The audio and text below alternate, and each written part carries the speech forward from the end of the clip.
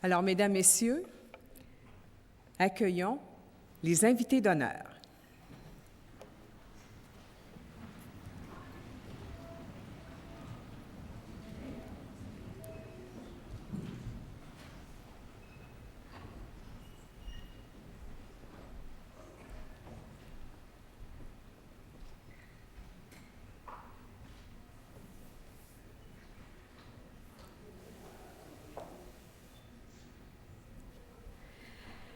Accueillons maintenant les nouveaux membres de l'Ordre national du Québec.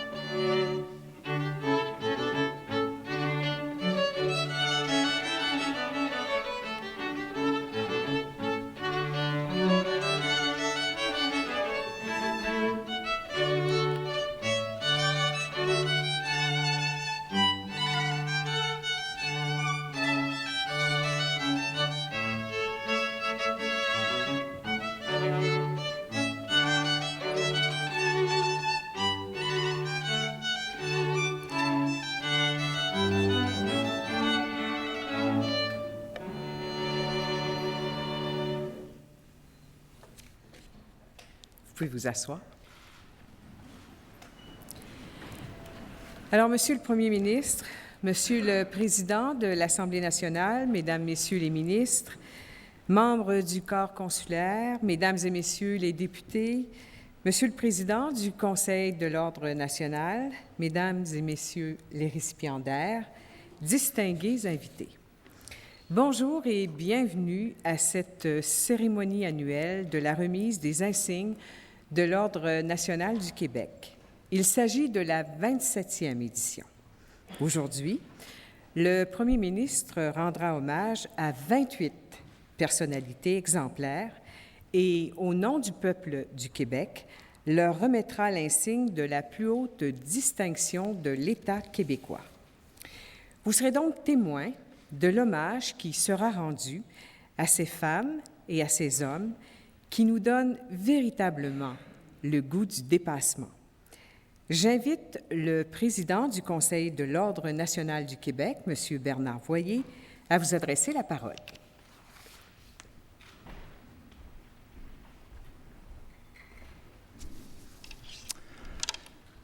Monsieur le Premier ministre, Monsieur le Président de l'Assemblée nationale, Monsieur le représentant de la chef de l'opposition officielle, Mesdames et Messieurs les ministres, Messieurs les membres du corps consulaire, Mesdames et Messieurs les députés, Mesdames et Messieurs les membres de l'Ordre national du Québec, Mesdames et Messieurs les récipiendaires, distingués invités.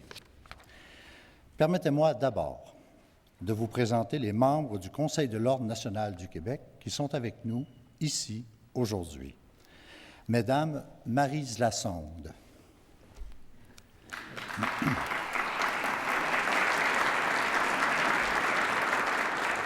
Denise Ouellette-Grenier,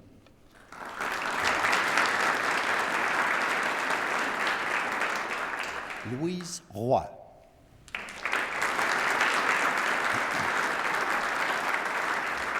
Monique Vézina,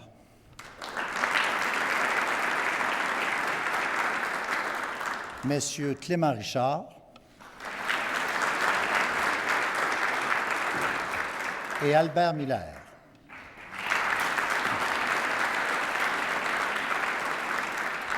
ne peuvent être avec nous aujourd'hui le vice-président, M. Jean-Paul Lallier, ainsi que M. Bernard Lamarre. J'aimerais également souligner la présence parmi nous de quelqu'un qui a présidé le Conseil de l'Ordre au milieu des années 90, M. Louis Berlinguet.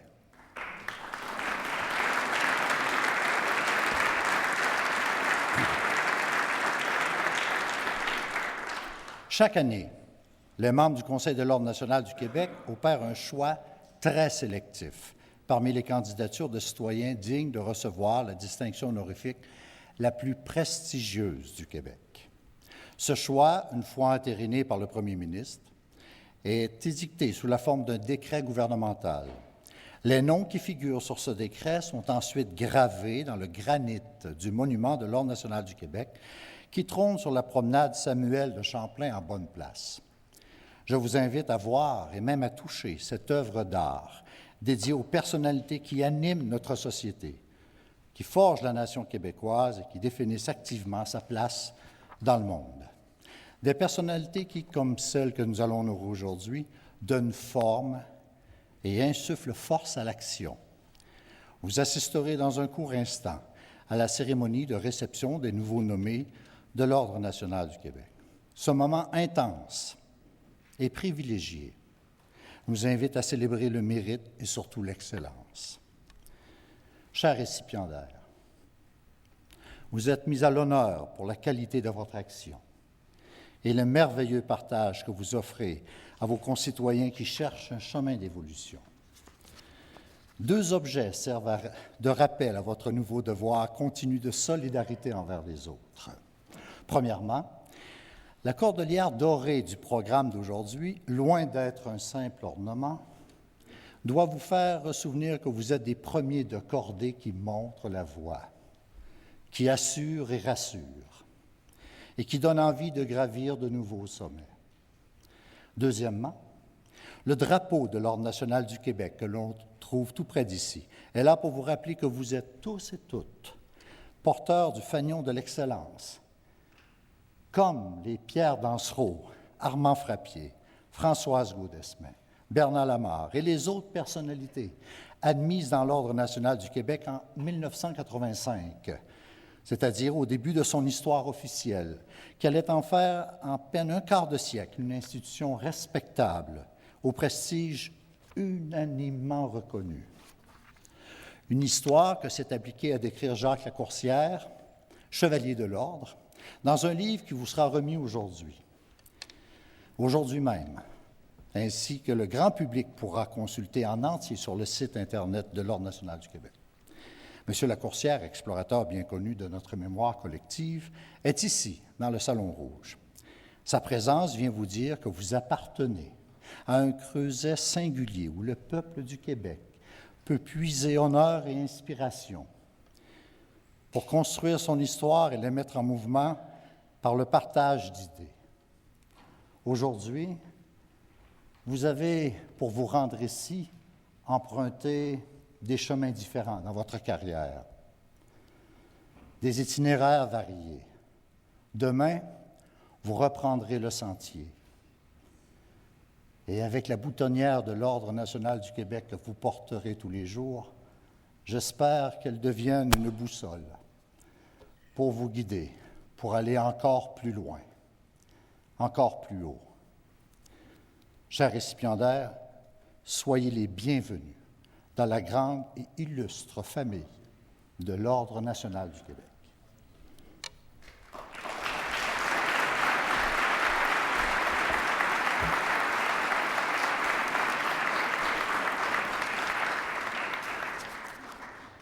Merci, M. Boyer. J'invite maintenant le Premier ministre à rendre hommage aux récipiendaires. Monsieur le Premier ministre. Alors, Monsieur le Président de l'Assemblée nationale, Monsieur Chagnon, Monsieur Makakoto, qui représente aujourd'hui la chef de l'opposition officielle à l'Assemblée nationale. Je veux saluer également la première vice-présidente de l'Assemblée nationale, Mme Fatima Ouda-Pépin, qui est avec nous aujourd'hui. Et également le secrétaire général du gouvernement du Québec, M. Gilles Paquin. Mesdames, Messieurs les députés et les ministres, M. Denis Brière, recteur de l'Université Laval, M. Charles Houard, délégué de Wallonie-Bruxelles au Québec, M. Amin Milika, consul général de l'Égypte à Montréal, et finalement, M. Bernard Voyer, président du Conseil de l'Ordre national du Québec, accompagné des membres du Conseil de l'Ordre national du Québec, Mesdames, Messieurs. L'événement qui nous réunit aujourd'hui est unique. Les insignes de l'Ordre national du Québec sont les plus hautes distinctions remises à des citoyens par l'État québécois. Aujourd'hui, c'est le peuple québécois qui exprime sa reconnaissance envers certains de ses citoyens les plus éminents. Les femmes et les hommes que nous honorons ont contribué de façon exceptionnelle au développement ou au rayonnement du Québec dans tous les domaines de l'activité humaine. Vous êtes, chacun à votre manière, une inspiration pour le Québec. Depuis que je suis premier ministre, c'est la 10e fois, pas la dernière, que j'ai l'honneur de présider cette cérémonie. Et en arrivant ici aujourd'hui, spontanément, j'ai répété au président de l'Ordre ce que je lui dis à chaque année. Dans notre vie parlementaire, c'est la plus belle journée de l'année à l'Assemblée nationale du Québec. Chaque fois, j'en ressors fortement impressionné par les récits de vie des récipiendaires et les valeurs qui les animent et que nous allons partager avec vous et avec tous les Québécois aujourd'hui. Chaque fois, je fais le même vœu. Puissiez-vous trouver un peu de temps pour visiter quelques écoles et communiquer aux enfants une parcelle de ce feu qui vous a mené si loin. Comme récipiendaire de l'Ordre national du Québec, vous intégrez une institution qui est celle de l'excellence, du dévouement et de l'accomplissement. L'Ordre national du Québec, c'est notre panthéon, bien à nous. Je salue le Conseil de l'Ordre, dont les travaux se sont déroulés sous la bienveillante direction de Bernard Voyer. D'ailleurs, on a pris bonne note de votre remarque, Monsieur le Président, qu'il fallait dorénavant gravir de nouveaux sommets. Je salue le dynamisme de son conseil et de sa permanence, qui travaille notamment depuis plusieurs années à tisser des liens ici, au Québec, mais aussi avec d'autres institutions honorifiques comme la Légion d'honneur française, pour promouvoir les membres de l'Ordre national du Québec en dehors de nos frontières. En honorant les récipiendaires de cette année, dans ce lieu qui est chargé d'histoire, ce lieu qui est chargé également de symboles, nous allons perpétuer une tradition qui remonte déjà à 1985. Encore cette année, la cérémonie de remise des insignes de l'Ordre national du Québec se déroule dans les jours précédant la fête nationale. Peut-on imaginer un meilleur prélude à cette fête? Car à travers la grandeur de ces éminents citoyens, c'est la grandeur du Québec que nous allons aujourd'hui célébrer. Mesdames et Messieurs, j'ai maintenant le privilège de vous présenter les chevaliers et les chevalières, et je demande à M. Claude Vallière de s'avancer vers moi.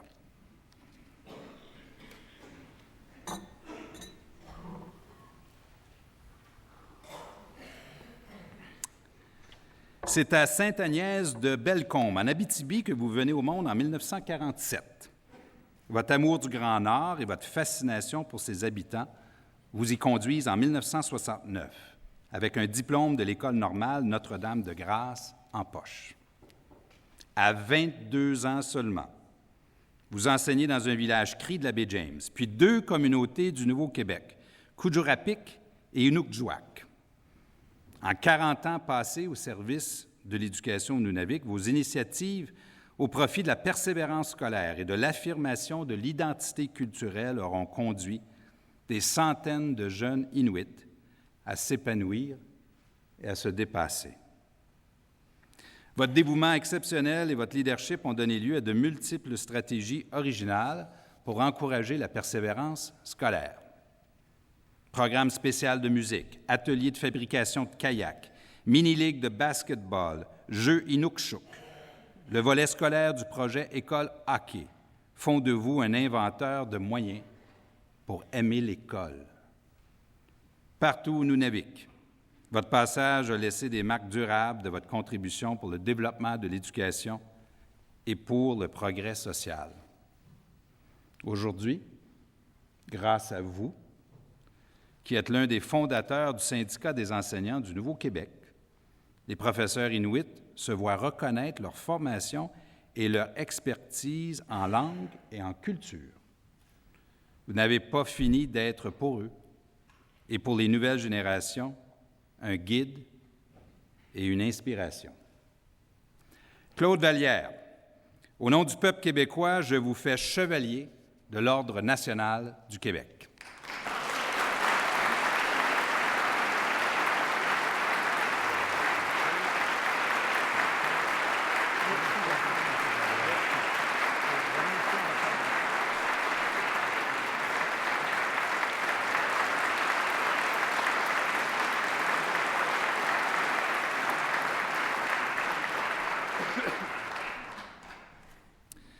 Monsieur Werner Nold.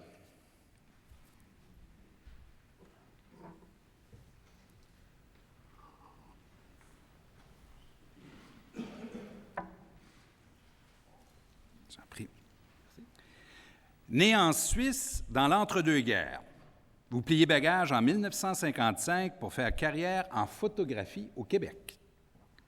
Vous ne tardez pas à vous y faire un nom, à titre de monteur surtout. Vous travaillez à l'Office national du film de 1961 à 1996. Votre griffe et votre talent s'inscrivent dans l'histoire du cinéma canadien et québécois, dans les documentaires et dans la fiction. Cela dans un contexte où le cinéma direct révolutionne le 7e art en faisant une part belle au montage. Beaucoup de la force d'œuvre filmique vous revient. 60 cycles de Jean-Claude Labrec en 1965, La vie heureuse de Léopold Zeld de Gilles Carle en 1965, X13 de Jacques Godbout en 1971, Tambour et trompette de Marcel Carrière en 1968 et Le temps d'une chasse de Francis Mankiewicz en 1972. Ce n'est pas sans raison et sans fierté que, sous votre nom, dans le dictionnaire québécois du cinéma, on peut lire ceci, et je cite, « Peu d'artisans du cinéma québécois auront soutenu le développement et la diffusion du cinéma avec autant d'énergie. » Werner Nold, au nom du peuple québécois, je vous fais chevalier de l'Ordre national du Québec.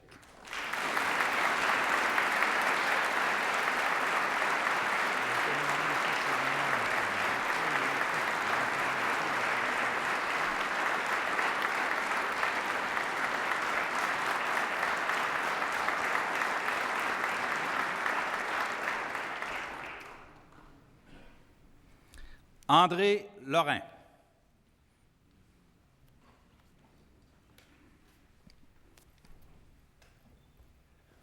Enfant de Québec, vous y naissez en mai 1926. Vous devenez Robin des banques avant l'heure.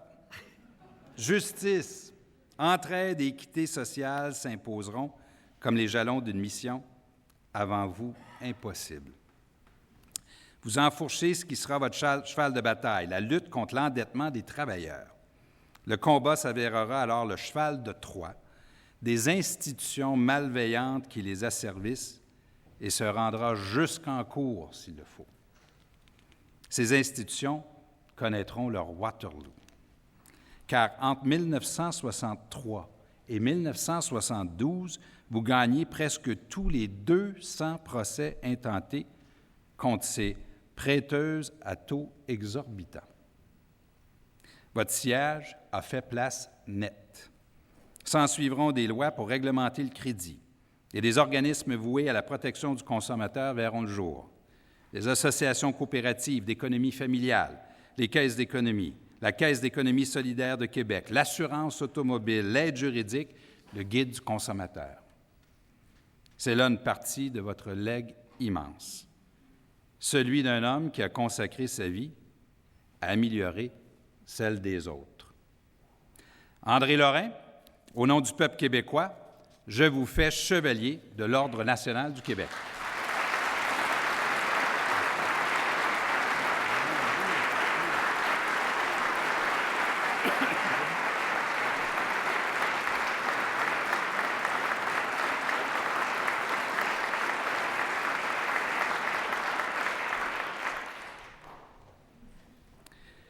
Gilles Keigle.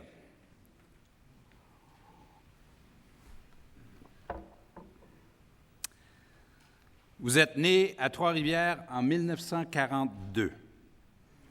La magnifique Mauricie voit naître celui qui allait devenir l'infirmier de la rue du quartier Saint-Roch à Québec. Un homme d'un rare dévouement et d'une rare humilité. À 13 ans, vous rêvez d'être prêtre, missionnaire ou médecin. Votre santé en décide autrement. Durant 10 ans, votre journée de travail de commis comptable sitôt finie, vous attaquez votre deuxième quart, tout aussi long, auprès des démunis. C'était en 1966. Puis devenu infirmier auxiliaire, vous passez les 7 années qui suivent en milieu hospitalier. L'alcoolisme vous coûte votre emploi. Vous vous installez à Québec sans le sou. À 43 ans, sur le point de commettre l'irréparable, vous vous ressaisissez et décidez de consacrer votre vie aux autres. Vous vous en ouvrez à Mère Teresa, qui est de passage à Québec. Elle vous sourit. Et ce sourire scelle votre destin. Votre mission a commencé. S'ensuivent 1 million de visites à domicile à un quart de siècle avec les bénévoles de la Fondation Gilles Keigle. La rue aura vraiment été votre Église. Et l'amour, votre religion. Votre œuvre est immense. Et le bien que vous faites autour de vous est inestimable. Ce sont des gens comme vous et comme vos bénévoles extraordinaires qui changent le monde.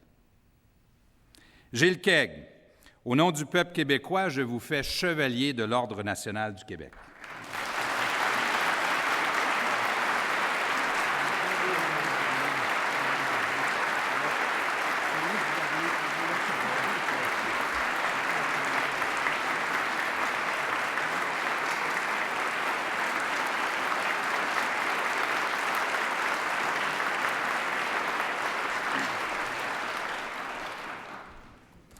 Jacques Jolicoeur.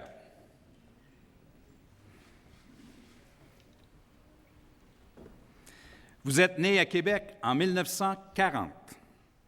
Vos études en droit et en histoire, de même que votre intérêt pour le domaine public, vous conduisent dans l'administration québécoise. Vous vous illustrez dans la haute fonction publique, sous le sceau de la diplomatie et de l'efficacité.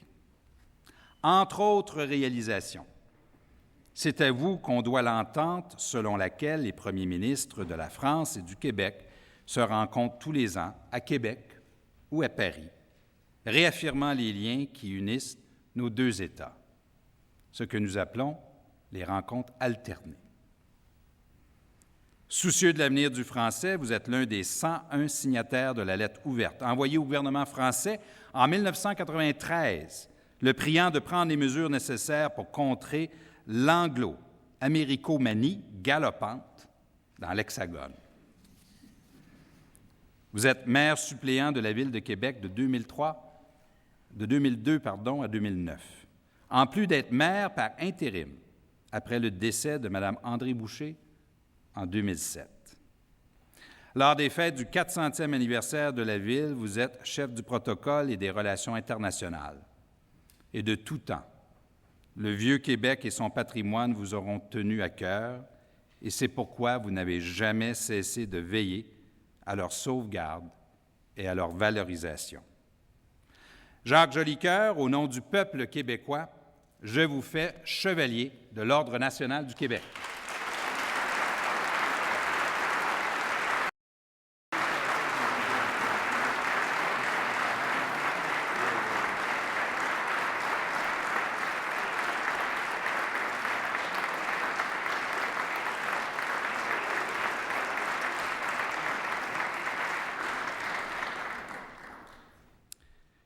Achille Hubert.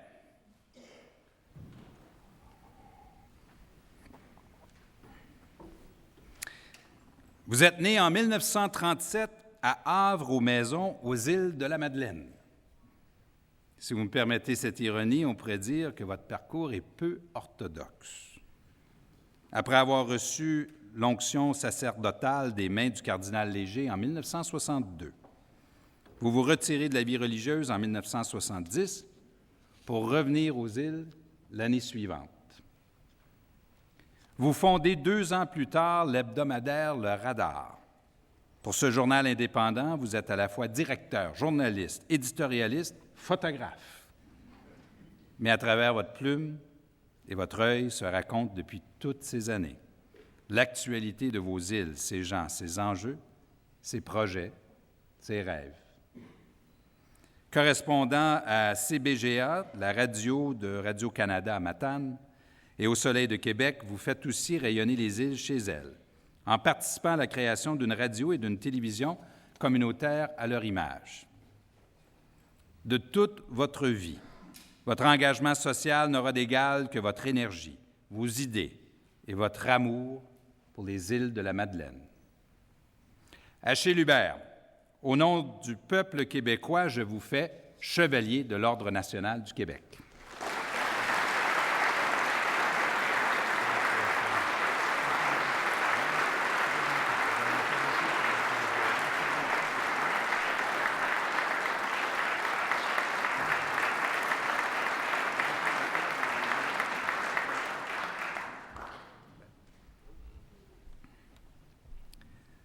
Wakti Georges Abachi.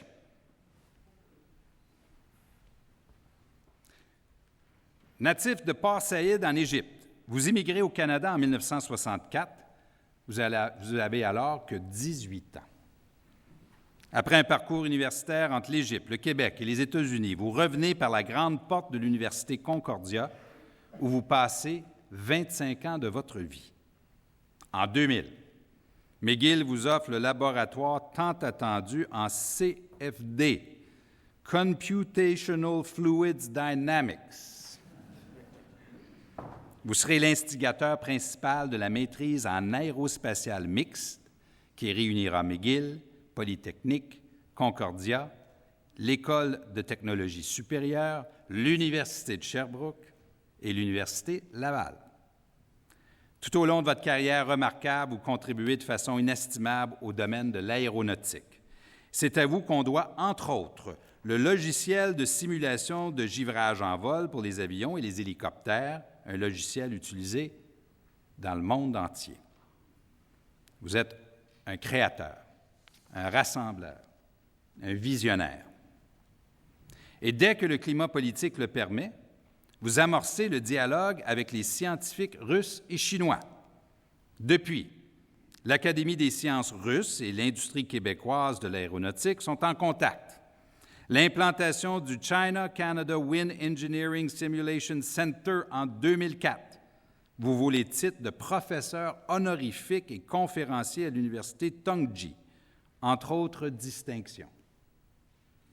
Wakti Georges Abachi, au nom du peuple québécois, je vous fais chevalier de l'Ordre national du Québec.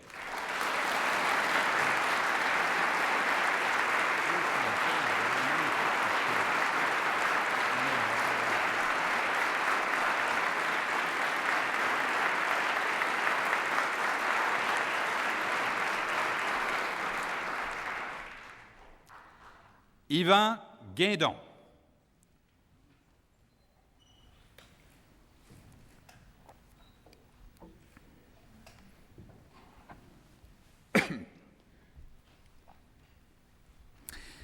Vous voyez le jour dans la métropole en 1951. 55 brevets et une centaine d'articles scientifiques font de vous l'un des chimistes organiciens les plus en vue dans le monde. Ici au Québec, vous avez contribué à former toute une génération de chercheurs et gestionnaires et joué un rôle déterminant dans notre industrie biopharmaceutique. Merck Frost Canada réalise un coup de maître en 1979. Elle vous embauche alors que vous êtes encore doctorant. Vous y synthétisez les leucotriènes, ces médiateurs issus des globules blancs à l'origine des réactions allergiques et inflammatoires de l'organisme. Puis, vous mettez au point les agents pour les contrer, ouvrant la voie à de nouveaux traitements de l'asthme. En 1987, votre équipe de chimie chez Bioméga travaille à l'élaboration des anti-hypertenseurs et des antiviraux pour combattre le VIH et l'herpès. En 1994, vous prenez la direction de l'Institut de recherche clinique de Montréal. Grâce à vous, des chercheurs de calibre mondial, la modernisation des infrastructures et l'agrandissement des installations rendent enfin justice à la prestigieuse institution. La recherche de pointe sur les radicaux libres et la découverte d'anti-inflammatoires et d'antitumoraux font sa nouvelle renommée. Votre vision, votre détermination, votre engagement exceptionnel concourent une fois encore à repousser les limites de la science. Yvan Guindon, au nom du peuple québécois, je vous fais chevalier de l'Ordre national du Québec.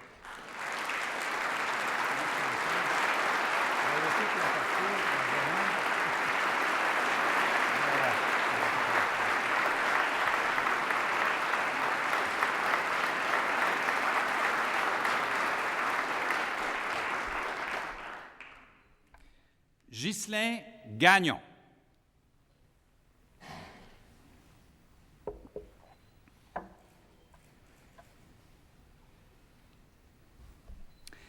La nature de Saint-Félicien vous berce depuis 1931.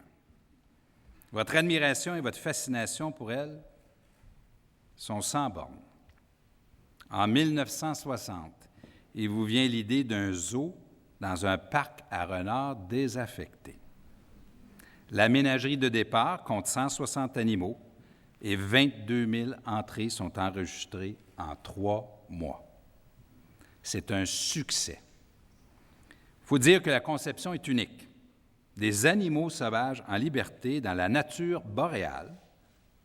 Pour celui qui souhaite réconcilier l'homme et l'animal, c'est une mission accomplie. En 1972, onde de choc dans le monde des parcs zoologiques. Dorénavant, les humains sont en cage, les animaux en liberté.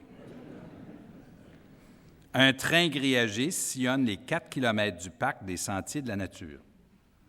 En 1978, le parcours s'étend sur 7 kilomètres une fois les écosystèmes intégrés. Aujourd'hui, inscrit dans la nordicité, le zoo sauvage de Saint-Félicien couvre près de 500 hectares et abrite 1000 animaux. Son zoo d'hiver est particulièrement remarquable, mais certainement pas autant que l'homme de vision sans qui il n'aurait pu voir le jour. Ghislain Gagnon, au nom du peuple québécois, je vous fais chevalier de l'Ordre national du Québec.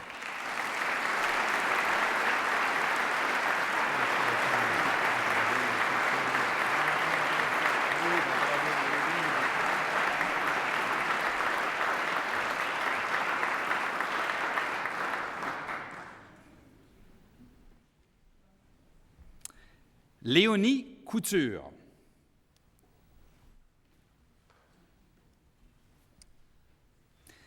Vous êtes né à Saint-Georges-de-Beauce en 1951. Et c'est au cours des années 80 que votre militantisme pour les femmes vous conduit à un engagement exceptionnel. Dès lors, l'itinérance se révèle autant une question de santé qu'une question de pauvreté. Les 30 ans à venir vous verront vous battre pour que l'on reconnaisse cette dure réalité et ses effets présentent au cœur de nos villes. Vous fondez la rue des Femmes en 1994. Les Montréalaises itinérantes, jusque-là trop souvent rejetées de nos tribunes, de nos institutions et de notre société, trouveront dans ce lieu unique aide, réconfort et surtout de l'espoir. En 2010, la rue des Femmes a pris 500 femmes sous son aile. C'est 40 000 repas, 14 000 nuitées, 36 500 dons vestimentaires. C'est surtout avec la maison Olga et le centre Dahlia, un lieu de réintégration sociale. Vous avez tout au long de votre parcours remarquable fait entendre la voix de toutes ces femmes qui n'en avaient plus. Léonie Couture, au nom du peuple québécois, je vous fais chevalière de l'Ordre national du Québec.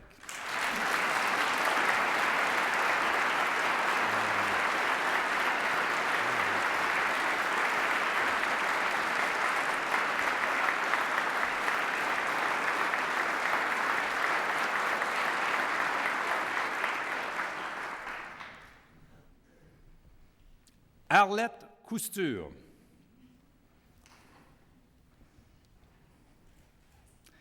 C'est à Saint-Lambert, au printemps 1948, que vous voyez le jour.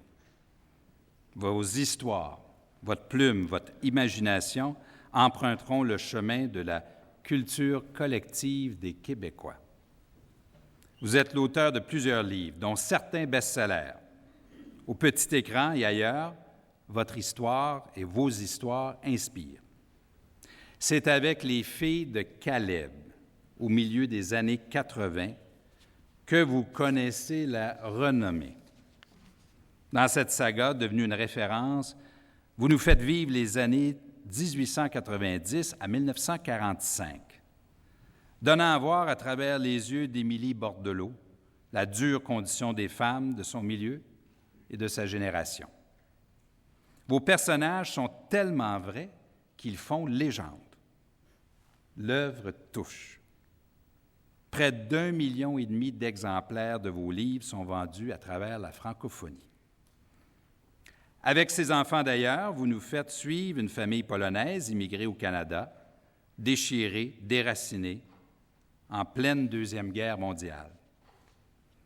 Les Québécois ont vibré au souffle et au rythme des émotions que vous leur avez fait ressentir, dans toutes les familles du Québec, sans exception.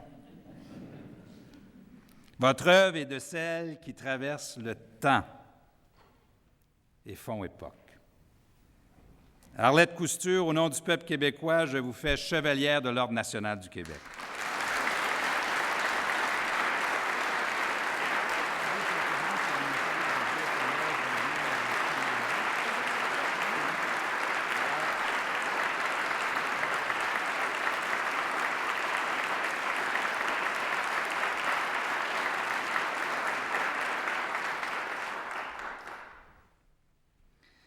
Louise Champoux-Payé.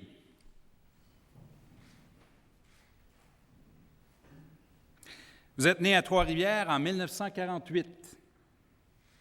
Votre formation académique vous guide dans le vaste monde de la finance, de la gouvernance des organisations, où vous savez mettre l'accent sur les dimensions humaines. Vous serez la première femme vice-présidente et secrétaire de l'Ordre des administrateurs du Québec. Et vous présidez jusqu'en 2004 le Bureau des services financiers, fondé par vous, en 1998. Depuis 20 ans, dans la sphère inextricable de la finance, où même les experts peuvent s'égarer, vous défendez l'investisseur et l'épargnant. Vous promouvez aussi la féminisation des instances décisionnelles, allant jusqu'à publier des répertoires pour convaincre les hommes d'ouvrir les portes de leur conseil d'administration à leur égal. Vous êtes alors à la Chambre de commerce de Montréal. Vous êtes de ces gens d'affaires dont les accomplissements se prolongent dans leur engagement social. Première femme à présider le camp, Vous régionalisez ces services pour mieux servir les enfants atteints du cancer et leurs familles. Comme muséologue, vous lancez Muséologie, revue qui diffuse les travaux des étudiants québécois dans cette discipline au Canada et dans l'Europe francophone. Vous êtes une femme de tête et de cœur qui n'a pas fini d'inspirer ses contemporaines et celles qui suivent. Louise Champoux-Payé, au nom du peuple québécois, je vous fais chevalière de l'Ordre national du Québec.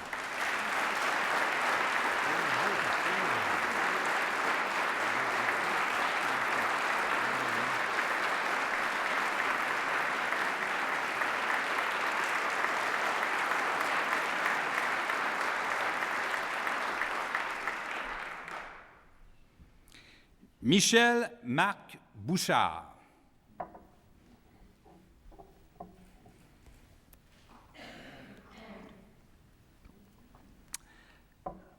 Vous êtes né à Saint-Cœur-de-Marie, près d'Alma, en 1958, et vous êtes un de nos plus brillants dramaturges.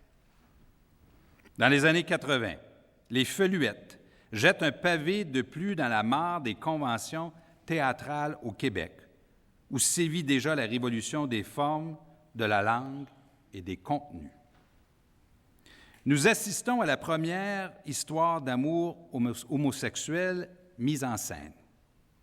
La pièce s'impose vite en œuvre phare du théâtre canadien moderne par son abord social et sa structure. L'homosexualité est la clé de voûte de votre œuvre dramatique. Son corollaire, l'homophobie, lui fait obstacle à contre-jour. Cette tension explore les rapports cachés, souvent tragiques entre les acteurs du drame, et cela, au théâtre comme dans la vie. Profondément enracinée ici, la portée de votre œuvre est devenue universelle. On n'en compte plus les représentations à l'étranger. On ne compte pas non plus les avancées que lui doit la communauté gay et lesbienne d'ici et d'ailleurs. C'est grâce à des gens comme vous qui font tomber les barrières, qui font tomber les tabous, par une plus grande connaissance des autres, que notre société progresse. Michel-Marc Bouchard, au nom du peuple québécois, je vous fais chevalier de l'Ordre national du Québec.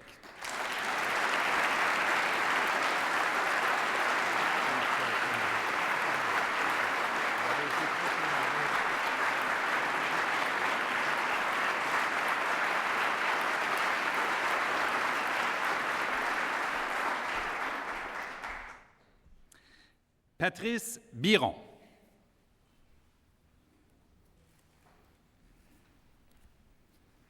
Vous êtes né à Saint-Agapi en 1942. Vous voyez le jour sur la ferme laitière paternelle. Votre voie semble tracée d'avance. Vous deviendrez un producteur agricole émérite. Vous créerez un troupeau pure race Holstein dont les descendants se retrouvent aujourd'hui en Amérique du Sud, en Europe et en Afrique. En 1967, vous prenez la relève de la ferme Bironnière. En 1988, l'Association Holstein Canada vous remet le titre convoité de maître éleveur. Votre ferme a acquis une solide réputation. On vient nombreux du Canada et de l'étranger pour s'en inspirer. Si vous vous en retirez en 1996, c'est pour mettre à profit votre génie des affaires et votre savoir des techniques génétiques.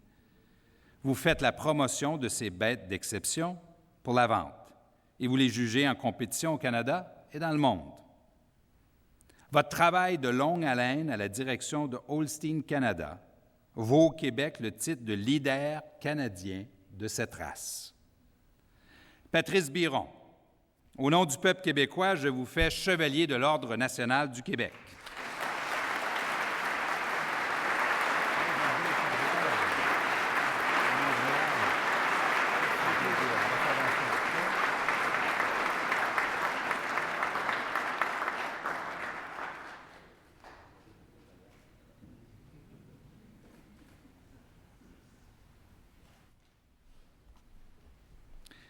Vincent Asselin.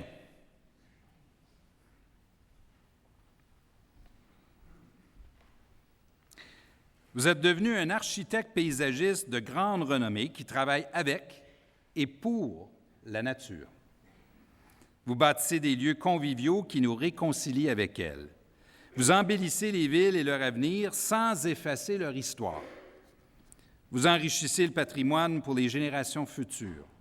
Votre nom et votre talent rayonnent partout, jusqu'en Chine. À Québec, vous réalisez l'aménagement de la colline parlementaire qui adoucit son austérité. La reconfiguration du boulevard Champlain qui redonne l'accès au fleuve. La métamorphose de l'avenue Honoré-Mercier pour la rendre à échelle humaine. À Montréal, vous réalisez à l'île Notre-Dame une plage d'eau de baignade écologique purifiée par les plantes. L'implantation du biodôme, la confection du Jardin des Premières Nations. En Chine, ce sont de nombreux parcs contemporains dans l'esprit de sa tradition millénaire que vous créez. Ici ou ailleurs, chaque fois qu'on inaugure un de vos espaces, c'est une fenêtre sur le Québec qui s'ouvre. Vincent Asselin, au nom du peuple québécois, je vous fais chevalier de l'Ordre national du Québec.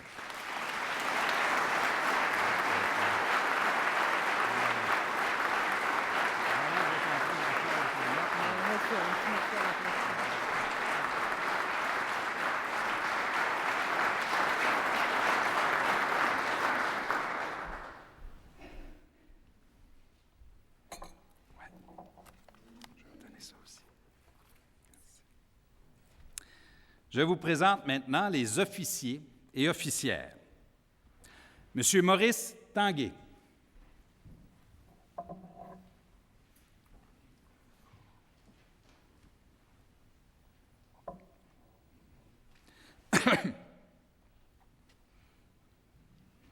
Vous êtes né à Saint-Philémon en 1933. Vous êtes né pour faire des affaires, mais vous vous révélez aussi un homme de cœur. Votre modèle d'affaires qui vise l'excellence en matière de relations avec vos employés, vos fournisseurs et vos clients, vous le mettez à profit très tôt en inaugurant votre premier commerce à Montmagny en 1954, une concession d'automobile Dodge doublée d'un station-service. Ce n'est que le début. Quelques années plus tard, vous fondez un magasin de meubles à Lévis. Et les ameublements Tanguay sont aujourd'hui connus partout au Québec et bien au-delà.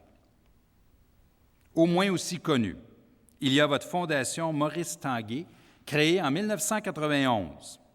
En 20 ans, celle-ci aura versé 20 millions de dollars pour améliorer et changer, entre autres, la vie de centaines d'enfants handicapés, malades ou défavorisés dans l'Est du Québec. À nos hôpitaux, vous contribuez par l'achat d'équipements spécialisés, en aménageant des unités pédiatriques et par la construction d'une maison de répit. L'Hôtel-Dieu de Lévis, les Enfants d'amour et la Fondation pour l'autisme font figure de priorité dans cette action. Et parce que vous croyez que tous les enfants ont le droit de jouer, un pavillon consacré aux enfants handicapés a été construit dans un camp de vacances. Votre engagement social se prolonge tout autant dans le monde sportif, où vous épousez de nombreuses causes en appui aux jeunes sportifs. Rimouski vous doit l'Océanique et vous êtes l'un des fervents artisans du club de football Rouge et Or de l'Université Laval. Pour nous tous, vous êtes une preuve inspirante que l'esprit d'entreprise au Québec peut avoir de grandes visées philanthropiques. Maurice Tanguay, au nom du peuple québécois, je vous fais officier de l'Ordre national du Québec.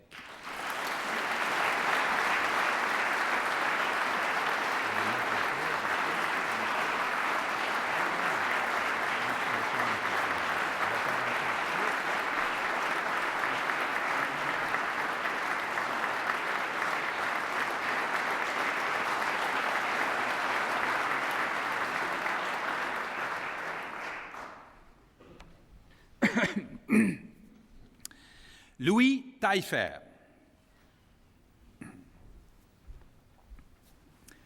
Vous voyez le jour à Montréal en 1959. Vous êtes un passionné des sciences, un éminent physicien, professeur et chercheur. Vos découvertes font grand bruit depuis 10 ans. Votre défi de physicien, permettre la supraconductivité à température ambiante. La découverte permettra de grandes avancées.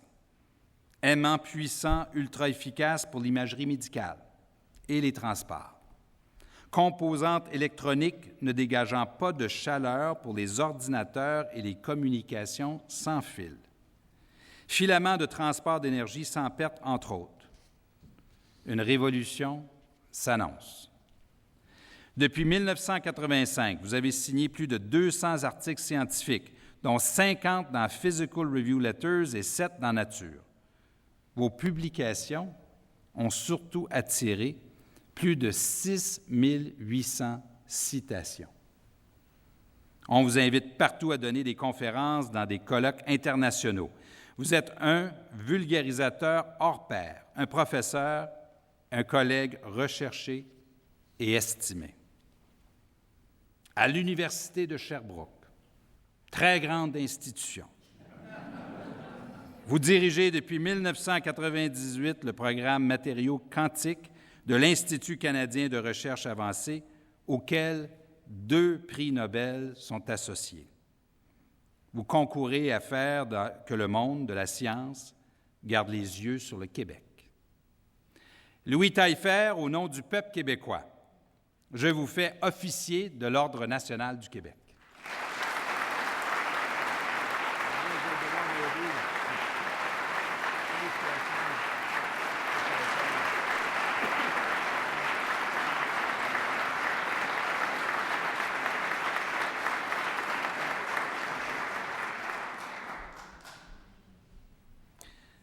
Geneviève Salbin.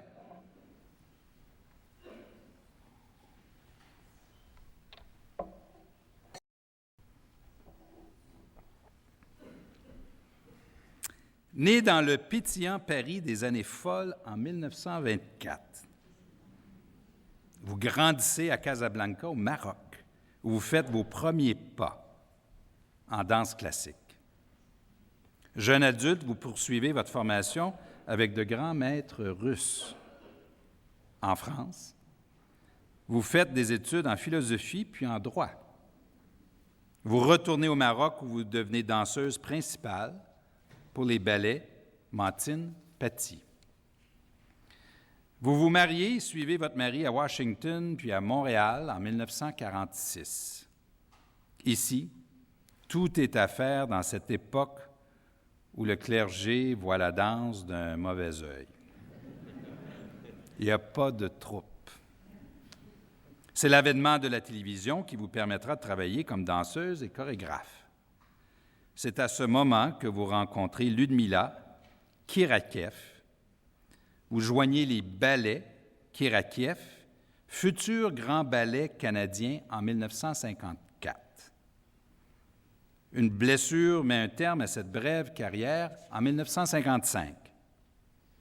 Plus tard, Eva von Jensky vous révèle un nouveau rythme, le jazz. Avec Eddie Toussaint, vous lancez les Ballets Jazz de Montréal en 1972. Chorégraphe et jazzman de renom compensent la précarité de la troupe. Vous avez contribué à faire d'elle ce qu'elle est aujourd'hui, l'une des troupes les plus acclamées dans le monde pour son style dynamique, alliant classicisme et modernité.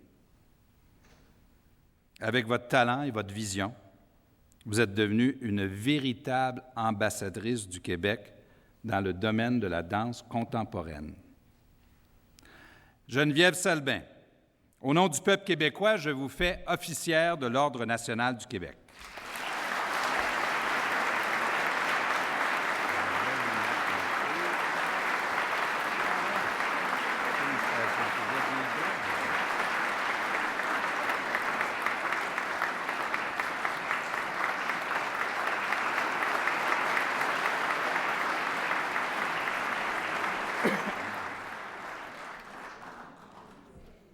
Norbert Rodrigue.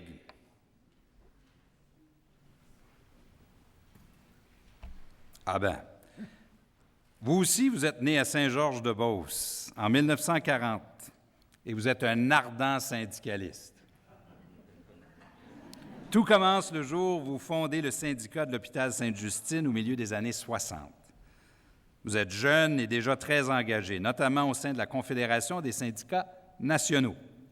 Et à 36 ans, vous devenez le plus jeune président de l'histoire de la CSN. Vous vivrez les grands conflits de l'époque, grève des minoteries, boycottage des produits Cadbury, bras de fer entre l'État et ses employés. En 1980 et 81, la longue grève des travailleurs forestiers touche une corde sensible, puisque vous avez été vous-même bûcheron dans les années 50. De 1985 à 1988, vous êtes de la commission Rochon sur les services de santé et les services sociaux. En 1990, vous êtes au Conseil de la santé et du bien-être qui précède les forums régionaux sur le développement social. Par la suite, vous devenez président-directeur général de l'Office des personnes handicapées du Québec. Au terme de vos 2 mandats, vous avez laissé, entre autres réalisations, un legs immense pour les personnes handicapées. Grâce à vous, la loi assurant l'exercice des droits des personnes handicapées sera revue et modifiée pour devenir la loi assurant l'exercice des droits des personnes handicapées en vue de leur intégration scolaire, professionnelle et sociale. Dès lors, le quotidien de milliers de personnes allait grandement s'améliorer. Comme si ce n'était pas assez. Même à la retraite, vous continuez votre travail. Vous vous portez maintenant à la défense des retraités et pré-retraités. Votre engagement social exceptionnel vous honore. Norbert Rodrigue, au nom du peuple québécois, je vous fais officier de l'Ordre national du Québec.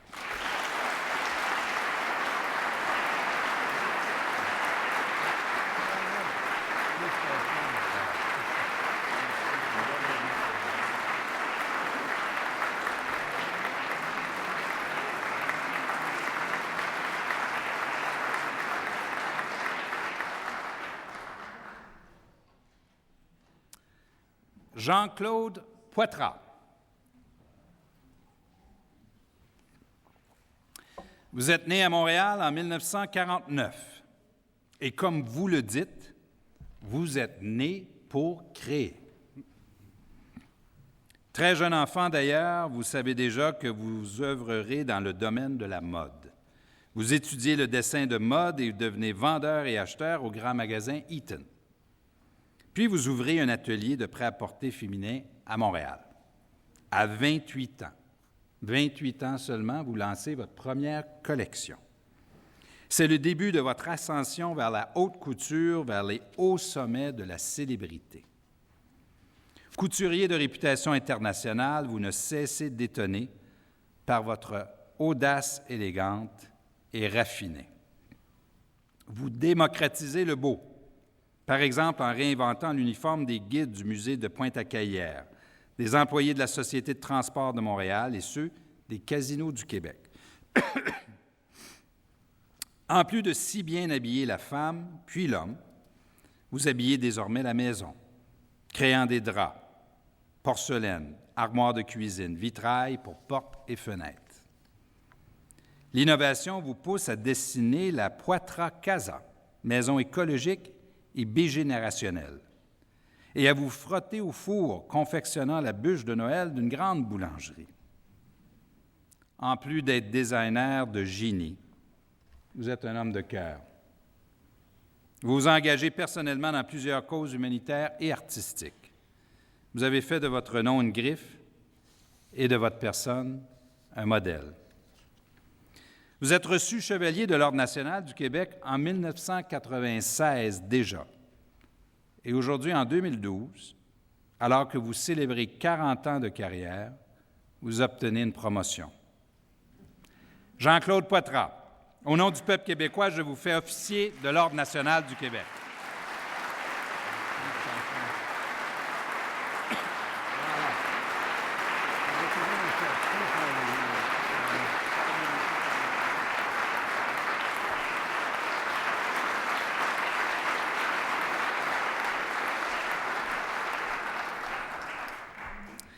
Béatrice Picard.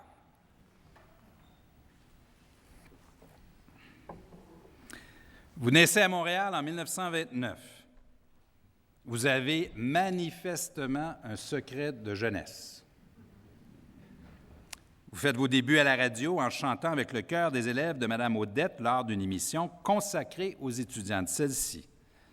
Vous étudiez le théâtre, puis vous participez à plusieurs radios-romans. Ensuite, ce sont les téléromans qui vous révèlent au grand public. De 1965 à 1970, on vous a vu et aimé dans le rôle d'Alice, l'épouse d'Olivier Guimond dans la comédie Cré-Basile de Marcel Gamache. Ce fut un des plus grands succès de votre carrière à la télévision.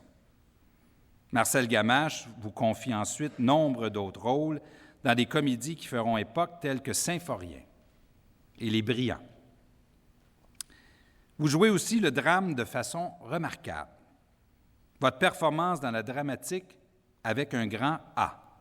En 1990, vous vaut une nomination comme meilleure interprète féminine au Gala des prix Gémeaux. Vous prêtez votre voix en faisant du doublage. Vous êtes notamment notre Marge Simpson. Vous vous êtes illustré dans plus de 40 films ou téléséries, au théâtre et au cinéma.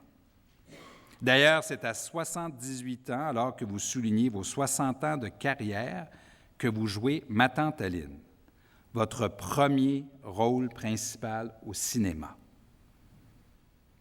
Vous êtes une de nos plus grandes icônes de la culture québécoise et vous n'avez pas fini non plus de nous émouvoir. Béatrice Picard, au nom du peuple québécois, je vous fais officière de l'Ordre national du Québec.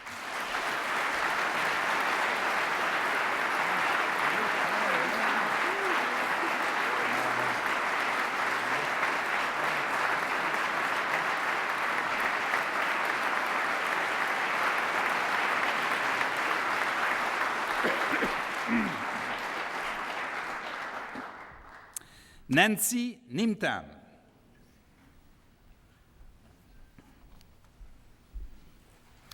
Vous êtes née à Montréal en 1951. Vous êtes gratifiée à votre naissance de dons qui cristalliseront votre action. Économie sociale, finances solidaires et développement de proximité. Travailleuse sociale de formation, vous offrez de votre temps et de vos services à de nombreux organismes socio-communautaires de Montréal dès l'obtention de votre diplôme. Vous cumulez les postes et les responsabilités.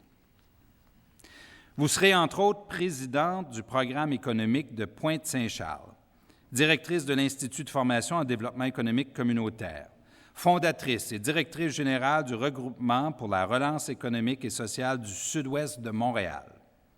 Vos idées, votre vision et votre engagement sont partout sollicités. En 1996, on vous confie la présidence du groupe de travail « Oser la solidarité au cœur de l'économie » au sommet de l'économie et de l'emploi de l'État québécois. Le constat aboutit à la création du chantier de l'économie sociale dont vous prenez les rênes dès 1999. Puis, en 2007, à sa fiducie qui prête aux entreprises sociales du capital patient, des prêts sans remboursement de capital avant 15 ans ou à payer graduellement au rythme des profits. C'est une première. En 2011, 1200 personnes de 60 pays assistent au Forum international de l'économie sociale et solidaire du chantier. Toutes ces années, vous n'avez jamais cessé de jouer un rôle de leader dans le développement local ou de proximité. Au Québec, si les initiatives d'économie sociale sont présentes et reconnues partout dans le monde, c'est en grande partie grâce à vous et au parcours impressionnant que vous avez tracé. Nancy Nimtam, au nom du peuple québécois, je vous fais officière de l'Ordre national du Québec.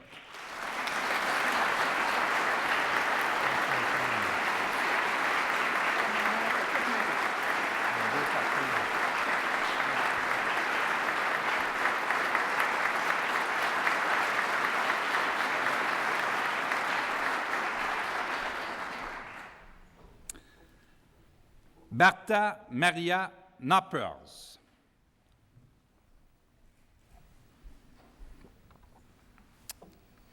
Vous êtes né aux Pays-Bas en 1951. Assoiffé de connaissances, votre formation universitaire est tout à votre honneur.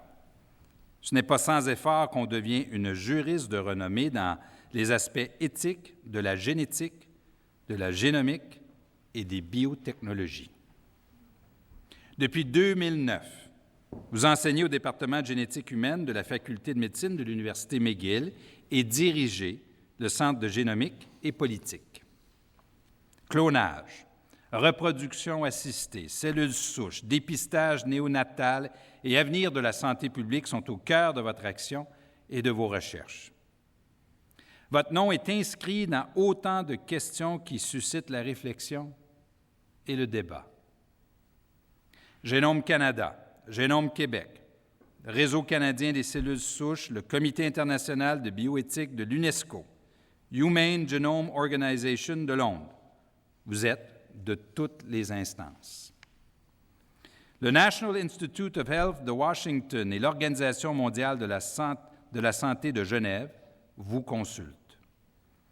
Vous êtes une part indissociable du projet québécois Cartagène que vous avez cofondé. À travers vos savoirs s'allient vos propos et votre action, lesquels vous font une experte respectée et reconnue à travers le monde. Barta Maria Noppers, au nom du peuple québécois, je vous fais officière de l'Ordre national du Québec.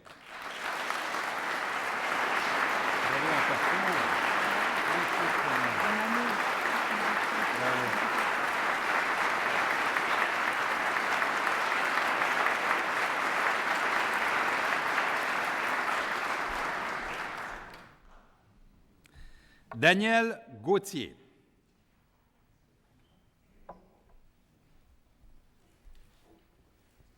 C'est à la fin de l'été 1958 que vous voyez le jour à Montréal. Avec Guy Laliberté et Gilles Sainte-Croix, rencontrés dans Charlevoix dans les années 80, vous fondez le Cirque du Soleil. Celui-ci, on le sait, connaîtra rapidement un succès immense. Durant 11 ans, vous en serez directeur des services administratifs et informatiques, vice-président aux finances et président. En coulisses, vous jonglez avec les opérations internationales du cirque, jetant au passage votre grain de sel créatif sans jamais échapper la balle. Vous quittez en 2002 pour des raisons familiales. À ce moment, un autre beau et grand défi se dresse devant vous comme une montagne. Vous faites l'acquisition du massif de Petite-Rivière-Saint-François. Vous avez une vision et vous voulez en faire une destination récréo-touristique 4 saisons. Vous voulez le massif en harmonie avec la culture et le patrimoine de Charlevoix. Construction verte, véhicules à énergie propre, équipements tels les gares ferroviaires, les marchés, les places publiques dont profitera la population. Entrepreneurs, rassembleurs, créateurs, gestionnaires, vous êtes tout cela à la fois. Si pour les autodidactes, la vie est un saut périlleux, vous aurez appris à sauter par vous-même, et ce n'est qu'à vous seul que vous devez vos succès. Daniel Gauthier, au nom du peuple québécois, je vous fais officier de l'Ordre national du Québec.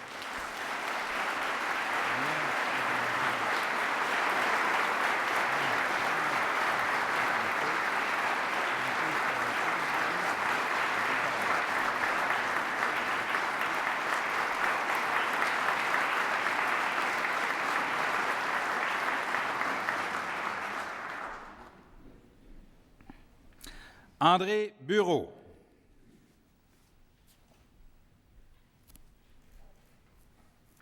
Vous êtes né à Trois-Rivières en 1935. Aux Québécois et aux faits français, vous avez fait une place de premier plan dans votre carrière exceptionnelle au sein de l'industrie des communications. Vos expériences professionnelles vous conduisent à la présidence du Conseil de la radiodiffusion et des télécommunications canadiennes, le CRTC, dans les années 80. Avec vous, le CRTC devient le promoteur d'un système de radiodiffusion typiquement canadien. Dans votre sillage, le Québec n'est pas en reste. Vous travaillez à la reconnaissance du caractère distinct de la radio-télédiffusion française d'ici, ce qui fera évoluer de façon favorable les Québécois et la relève. Depuis, le Québec n'a pas cessé sa production cinématographique et télévisuelle indépendante que l'on retrouve partout au Canada et bien au-delà. Vous joignez Astral dans les années 90. Vous êtes alors un artisan de premier plan dans la création et le développement de nouveaux canaux télévisuels spécialisés au Québec. Au printemps 1998, vous participez à la création de la Coalition pour la diversité culturelle. L'UNESCO en fait sa convention sur la protection et la promotion de la diversité des expressions culturelles. À ce jour, plus de 30 pays l'ont ratifié. André Bureau, au nom du peuple québécois, je vous fais officier de l'Ordre national du Québec.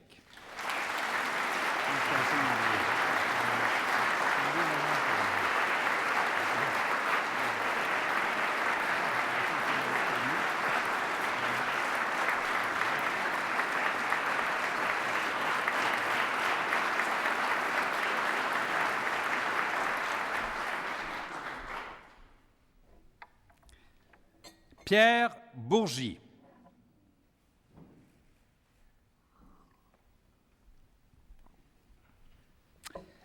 C'est à Montréal que vous naissez en 1956.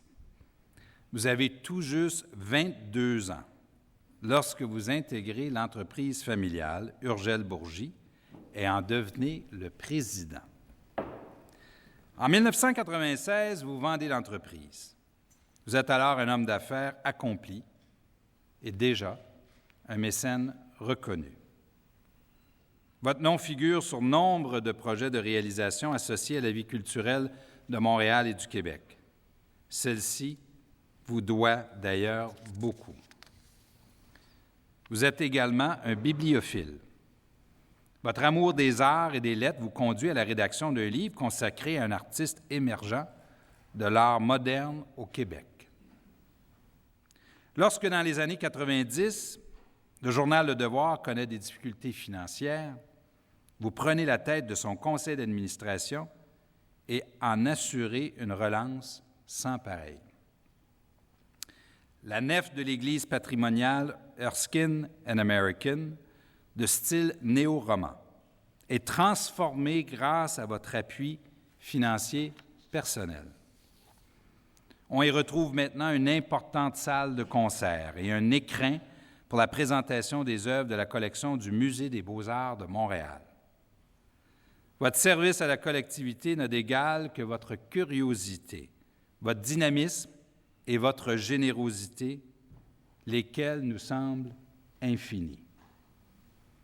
Pierre Bourgie, au nom du peuple québécois, je vous fais officier de l'Ordre national du Québec.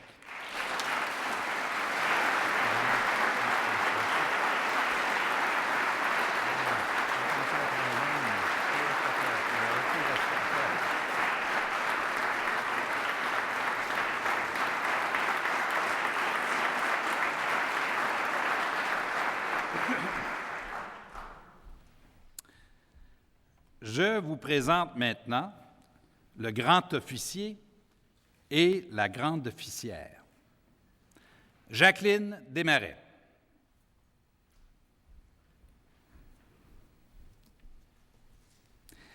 Vous êtes née en Ontario, à Sudbury, en 1928.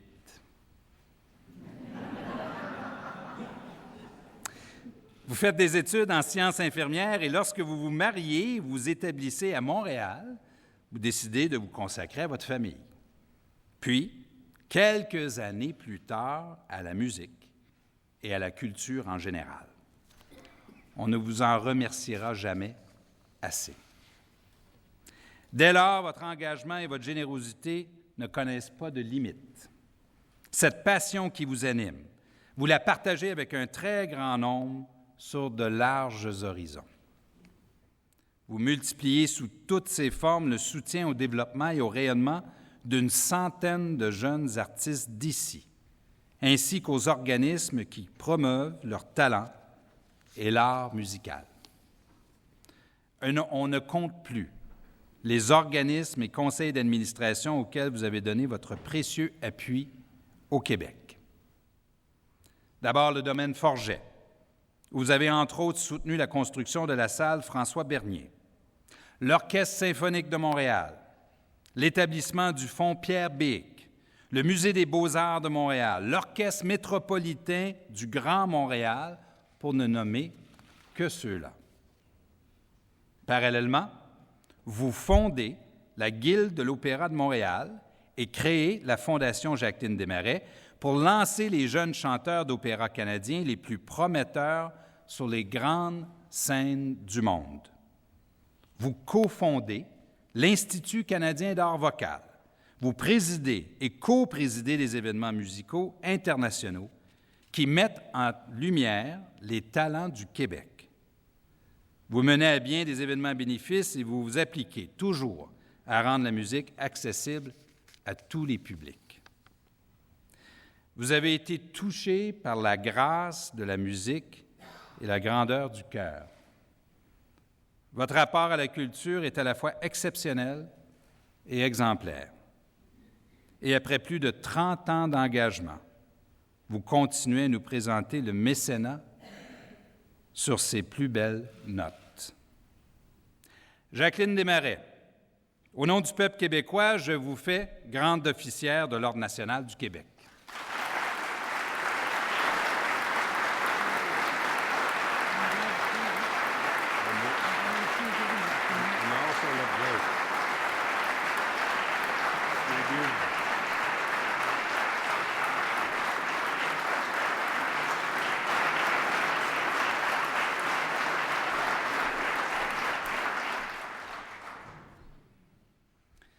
Jean-Louis Baudouin.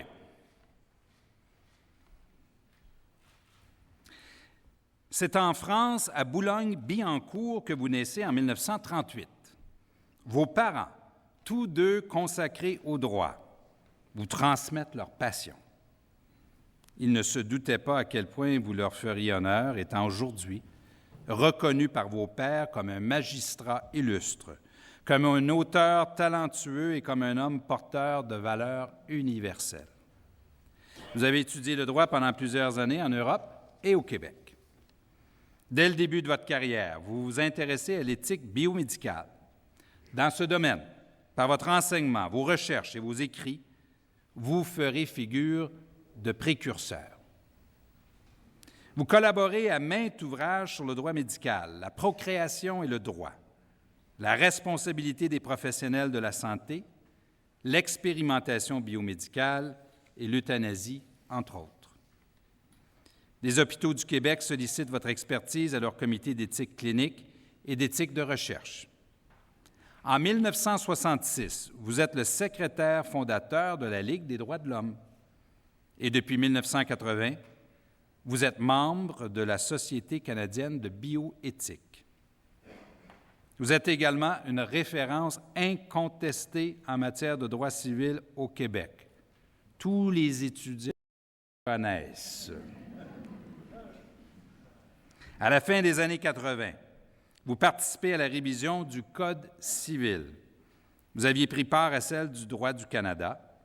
Vous avez également laissé votre marque pendant 20 ans à titre de juge de la Cour d'appel du Québec. Depuis 1965, vous n'avez jamais cessé d'écrire. Votre profonde réflexion, votre impressionnante capacité de vulgarisation des notions fondamentales du droit civil font de vous une référence obligée en la matière. Avec vos traités sur les obligations et la responsabilité civile délictuelle, vous êtes l'un des auteurs les plus lus des étudiants en droit, l'un des auteurs des plus cités devant les instances judiciaires au Québec et à l'étranger. En 2006, grâce à votre appui, l'Université Laval crée une chaire de droit civil Jean-Louis Beaudoin. On ne compte plus les universités où vous prodiguez votre savoir, les conférences et les manifestations d'envergure auxquelles on vous invite. Vous êtes des revues juridiques d'ici et d'ailleurs, des comités nationaux et internationaux et des associations de magistrats où, à travers vous, rayonne la réputation d'excellence de la magistrature québécoise. Jean-Louis Beaudoin, au nom du peuple québécois, je vous fais grand officier de l'Ordre national du Québec.